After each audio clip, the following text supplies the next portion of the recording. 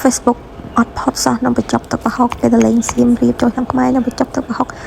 ឃើញថាឃើញហើយមានចិត្តរំជួលចិត្តឃ្លានជាខ្លាំងបងអូនអញ្ចឹងមានតែមិនតិចគឺយើងធ្វើសាកធ្វើខ្លួនឯងហើយធ្វើលក្ខណៈចិនឆៃតាមអីដែលមាននៅទឹកនេះអញ្ចឹងណាអញ្ចឹងទៅគឺនេះរបៀបធ្វើរបស់ខ្ញុំមានដូចជាទឹកប្រហុកដបប៉ុន្តែទឹកប្រហុកសុទ្ធដែលប្រៃហើយជាមួយនឹងមានទឹកប្រហុកម្យ៉ាងទៀតសម្រាប់យើងបុកល្ហុងពីរមុខហ្នឹងជាមួយនឹងស្ករត្នោតហើយជាមួយនឹងម្ទេសខ្ទឹមសខ្ទឹមក្រហមអូខេអញ្ចឹងដំបូងគឺខ្ញុំដាក់ខ្ទះឲ្យក្តៅហើយបន្ទាប់មកខ្ញុំដាក់ស្ករត្នោតឲ្យវាលាយហើយនេះគឺម្ទេសខ្ទឹមសខ្ទឹមក្រហមដែលយើងបុកឲ្យមកចូលគ្នា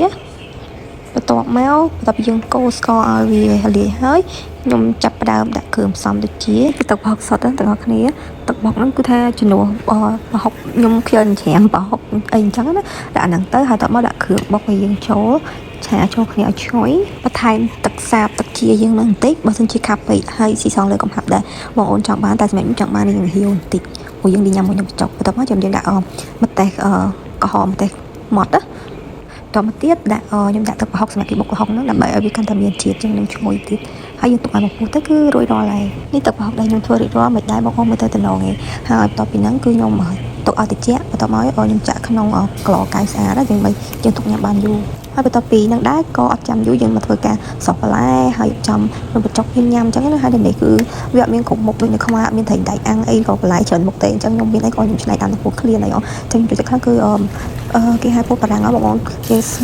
ស្ងោរវាមកទឹកដាក់ជាមួយជាមួយអំបិលទៅឲ្យវាមានពណ៌ស្អាតហើយរសជាតិឆ្ងាញ់ទៀតមានប្រហិតខ្ញុំអត់ដឹងថាគេហៅប្រហិត tofu ឬក៏មិនប្រហិតដឹងតែប្រហិតហើយកញ្ចប់នេះវាមានជាតិឆ្ងាញ់ស្រាប់អញ្ចឹងអានេះគេបកកអញ្ចឹងខ្ញុំយកទៅ deep fry ហើយដាក់ចូល air fry ឃើញតំណងឯទាំងអស់គ្នាជំនួសឲ្យត្រីអាំងតែប៉ុណ្ណឹងជាមួយនឹងបញ្ចុកដែលខ្ញុំសរពីខាងដើមគឺយើងយកមករៀបដាក់ចានឲ្យទំនងចឹងមកបងប្អូនហើយដួសទឹកប្រហុកនឹងដាក់មួយសភាពីរសភាតាមចំណូលចិត្តណាហើយសពប៉ុណ្ណឹងដូចខ្ញុំនិយាយចឹងសល់ពីហ្នឹងខ្ញុំយកទៅដាក់កៅនេះខ្ញុំរៀបញ៉ាំមួយដែរបងប្អូនមើលទៅតំណងឯងអញ្ចឹងមិនជឿឈ្ងៀនទាំងអស់គ្នា